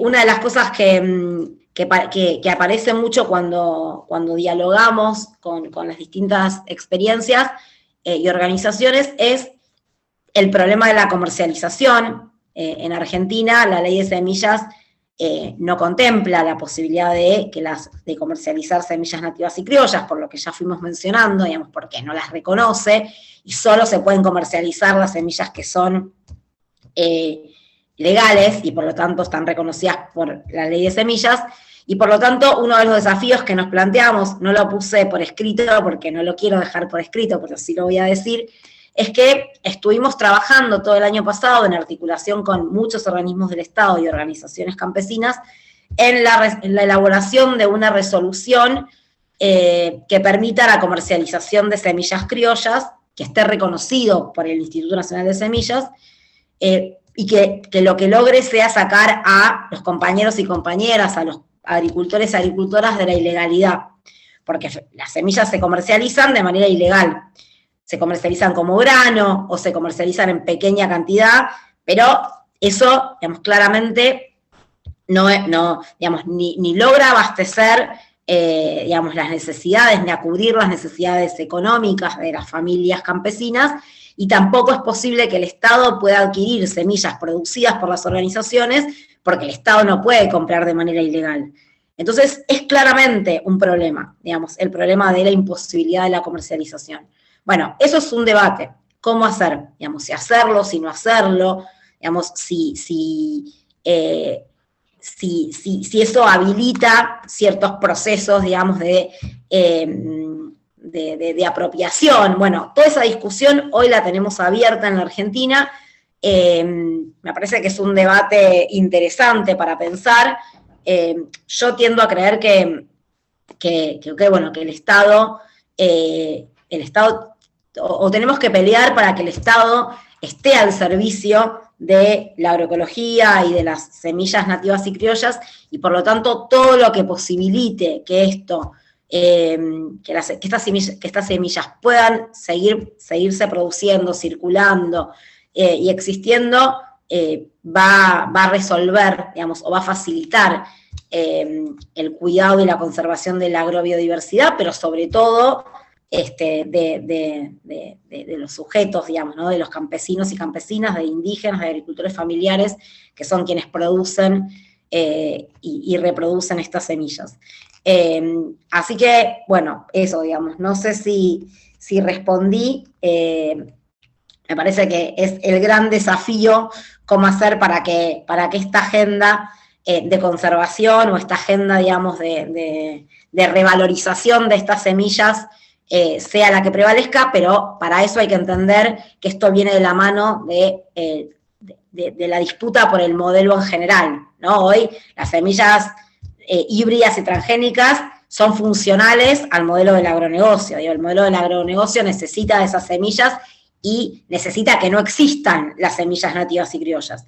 Por eso lo que hay que disputar es, además de por las semillas, hay que disputar por el modelo, hay que disputar por una transformación del modelo de producción, de circulación de consumo, tomando la agroecología, tomando las agriculturas campesinas e indígenas y, por supuesto, poniendo a las semillas en primer lugar, porque, como dijimos, son el sustento de las comunidades, son el primer eslabón de la cadena alimentaria, son fuente de vida y de agrobiodiversidad.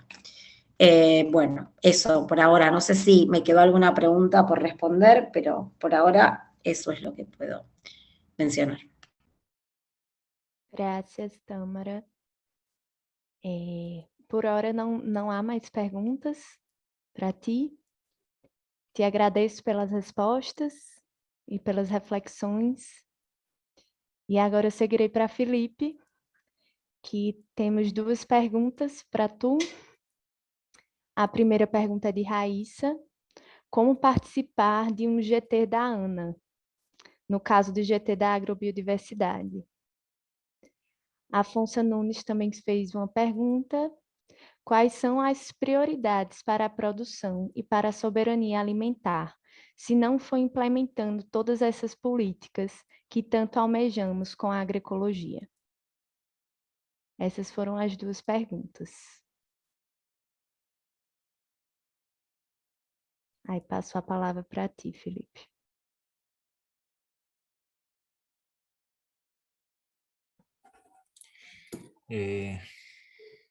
Queria, antes das perguntas, também agradecer a Tâmara, né? Eu acho que esse intercâmbio aí que a gente tem construído através desse curso, através da campanha, e essa possibilidade da gente conseguir se articular aí, não só a nível local, né, a nível de Estado, mas a nível brasileiro, mas a nível internacional, pode nos potencializar bastante, né, nessa articulação em defesa das leis nacionais, dos programas, né? Eu acho que ela traz bastante elemento importante aí, porque a gente pode também se apropriar aqui no Brasil, né?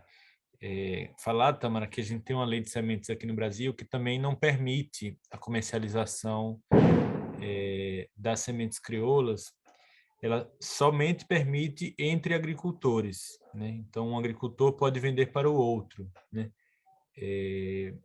Mas, se formos pensar em ampliação da escala e possibilidades de viabilizar com que as sementes produzidas pelos agricultores, sementes crioulas, estejam em lojas agropecuárias ou espaços desse tipo, a lei não permite, né? E o que se construiu aqui no Brasil para que a gente pudesse viabilizar as sementes crioulas dentro dos programas públicos foi, primeiro, o entendimento de que o Estado, né, não se configura como uma empresa que está comprando as sementes dos agricultores, mas sim o Estado funciona como um intermediário entre os agricultores que estão fornecendo as sementes e os agricultores que estão recebendo as sementes, né? Então, de alguma forma, isso é uma aquisição, isso é uma compra, mas não se configura como uma compra direta, assim, né? Vamos dizer desse tipo.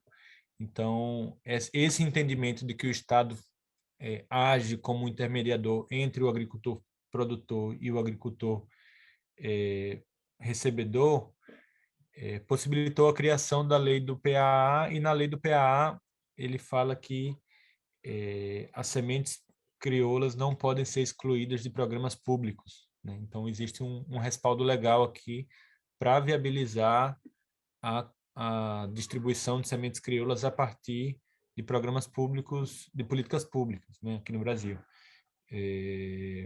Isso foi o que garantiu, né, diante de várias tentativas de boicote mesmo, né, por parte dos setores do agronegócio do governo brasileiro, que as sementes crioulas continuassem sendo comercializadas, né, adquiridas e comercializadas através do programa de aquisição de alimentos. Mas é uma batalha constante, né? Uma batalha constante que a gente vem travando. Agora, infelizmente, o programa está parado, mas a gente tem o desafio aí de buscar construir pressão popular para que, de fato, programas não só de aquisição de sementes, né, mas um conjunto de programas retomem, né, e que as sementes crioulas possam ser livres, né, de livre circulação aí, e não estejam amarradas dentro da lógica do mercado institucional de sementes, que quer enquadrar sementes crioulas como eles enquadram, né, as sementes convencionais que são produzidas, né? Então, era mais esse diálogo aí com a Tâmara, que eu acho que é um desafio para as nossas organizações, e está sendo bastante importante a gente construir esse intercâmbio aí com outros companheiros de luta de outros países. Sobre as perguntas, como participar de um GT da ANA? A ANA é uma articulação de organizações, né? Organizações geralmente que estão participando, que têm uma incidência a nível regional ou nacional, né? Então, o primeiro quesito para você conseguir participar de uma articulação como a ANA é participar de uma organização, né, política, social, né? Então, tem diversos movimentos, diversas organizações da sociedade civil que compõem a ANA, né? E a partir da ação prática dessas organizações, da ação cotidiana, essas organizações acabam sendo convidadas para compor determinados GTs, grupos de trabalhos da ANA, a partir da ação mais prática que já é feita pelas organizações, né? Então, para a companheira que perguntou, né, como que faz para participar, precisa-se construir esse processo aí, né, de organização local, organização regional, né, para que possa se envolver no conjunto de articulações que a ANA promove, né? Eu não sei se você faz parte ou não de alguma organização, mas a ideia é como que a gente consegue construir uma organização social, como que a gente consegue se articular na nossa região, no nosso território, para daí também a gente conseguir se articular nacionalmente dentro da ANA, né? No geral, as entidades que participam do GTBio são entidades que são convidadas a participar pelo seu reconhecimento, né? Reconhecimento do trabalho que atua, né? E aí a gente se inseriu no GT há acho que uns 2 anos ou 3, né? E estamos aí construindo. E se você fizer parte de alguma organização, acho que cabe um contato, né, com a Ana, mandar um e-mail, se vocês têm interesse de compor também a Ana. E aí a outra companheira perguntou quais são as prioridades, né, para a soberania alimentar, para a construção desse projeto da agricultura camponesa e da produção de alimentos. Na verdade, a gente está num cenário político que é bem complexo para a gente, né, para dizer quais dentro dessas políticas assim, né, quais que seriam as prioritárias para nós. Na verdade, a gente tem um desafio maior agora, que é o desafio do processo eleitoral, né, das eleições, de conseguir derrotar esse inimigo maior que que é o Bolsonaro, né? Porque a gente já sabe que o modelo que ele prega, né, não engloba a agricultura camponesa, não engloba a agroecologia, não engloba as sementes crioulas. Na verdade, ele tem sido um grande inimigo, né, de fato, das políticas de promoção de soberania alimentar, né? A exemplo da extinção do PAA, né, e a criação desse Alimenta Brasil, que não alimenta nada nem ninguém, porque não existe orçamento dentro do programa, então a gente vê uma ascensão clara da fome no país. É um governo que também vetou, né, a lei Assis Carvalho, que era uma lei que construiu um auxílio emergencial para a agricultura camponesa, e incentivava, né, a produção de alimentos para superar esse período da pandemia. Ele foi o responsável por vetar 2 vezes essa lei, né, e pela não execução dela aqui no Brasil. E os retratos que a gente vê hoje é esse cenário, né? Então a gente tem que prioritariamente tirar o Bolsonaro de lá. Temos apostado aí as fichas no Lula, né? Eu vi alguns comentários aqui no chat que nós não podemos também se iludir. Eu acho que é isso mesmo, assim, acho que Lula é o suspiro que a gente tem, mas a gente vai e deve, né, construir um processo de lutas para que a gente possa garantir que no governo Lula, né, essas ações sejam retomadas, porque o que está ocorrendo, na verdade, é que, mesmo com a vitória do Lula, a gente não vai ter as mesmas condições que tivemos no primeiro governo Lula, né? Vai ser um governo com muito mais amarras do Estado, né? A gente teve reforma da Previdência, a gente teve reforma trabalhista, a gente teve PEC do teto de gastos, enfim, autonomia do Banco Central, enfim, o Estado está cada vez mais enxuto, né? E para que a gente paute um conjunto de políticas para a agricultura camponesa, a gente tem que buscar caminhos de retomada de intervenção do Estado na economia, né? E para isso a gente vai precisar fazer muita luta, né? Luta de rua mesmo, luta de massas, para que a gente possa pressionar, né, o Congresso Nacional para rever leis que foram aprovadas nesse último período aí, que foi o período do golpe e de Bolsonaro, né? Então, infelizmente, os nossos inimigos construíram grandes amarras que vai ser difícil a gente conseguir romper.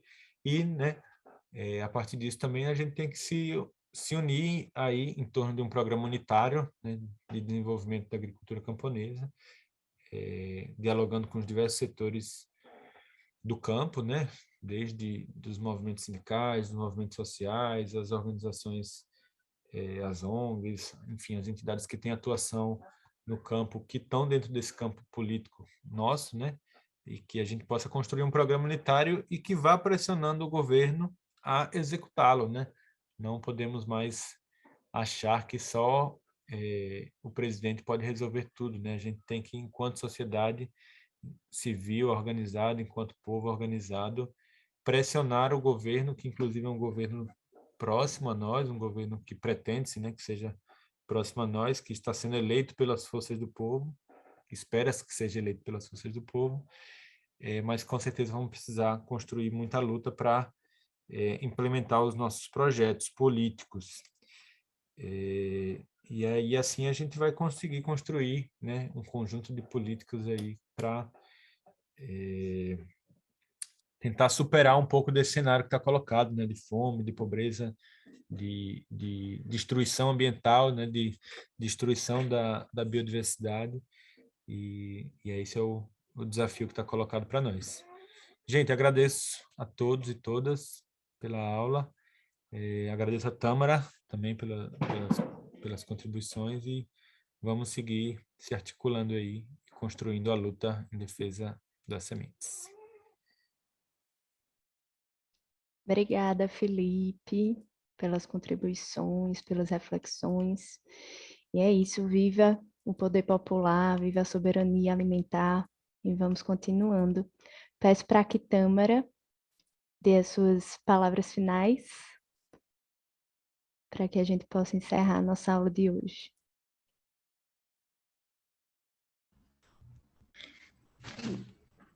no estaba preparada. Bueno, no, nada, agradecer enormemente la invitación, la posibilidad de este intercambio. Quedo a disposición de lo que quieran preguntar, saber. Digo, mi mail está en la presentación, está a disposición. Me parece que, bueno, me encantaría poder ir a Brasil pronto y visitarles. Esperemos que en otro contexto político, social, más menos complicado que este, pero me parece que estos espacios permiten y habilitan justamente la posibilidad de intercambiar, de tejer redes, bueno, y de fortalecer eso que veníamos diciendo, que tiene que ver con la disputa por otro modelo agroalimentario, por otro modelo civilizatorio, por otros proyectos de país y de patria grande sobre todo, ¿no? Pensando en esto, ¿no? En cómo fortalecemos no solamente nuestros países y nuestros territorios, sino la patria grande. Así que bueno, eso, nada, quedo a disposición y muy, pero muy agradecida por la invitación. Graças. Obrigado, minha gente. Boa noite, bom descanso para vocês. E quarta-feira que vem a gente tá junto de novo. Tchau, tchau.